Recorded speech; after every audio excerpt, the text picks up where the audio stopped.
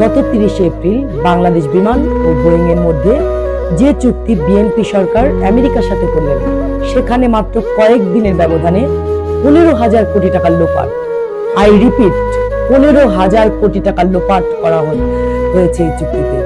ইউনূস সরকারের সময় 14টি বোয়িং কেনার খরচ ধরা হয়েছিল 30 থেকে 35,000 কোটি টাকা।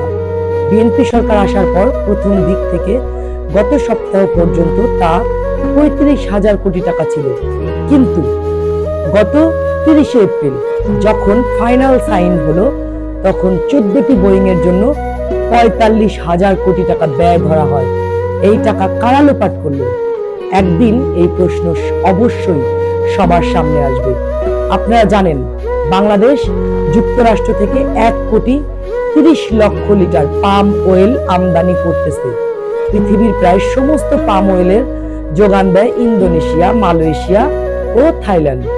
ইন্দোনেশিয়া প্রায় 50%, মালয়েশিয়া ইন্দোনেশিয়া মিলে 85 থেকে 90% এবং বাদবাকি থাইল্যান্ড প্রায় কভার করে। যুক্তরাষ্ট্রে যেখানে তুলনামূলক পাম অয়েল উৎপাদনই করে না, সেখানকার পরিবেশ ও আবহাওয়া পাম অয়েলের উৎপাদনের জন্য পারফেক্ট নয়।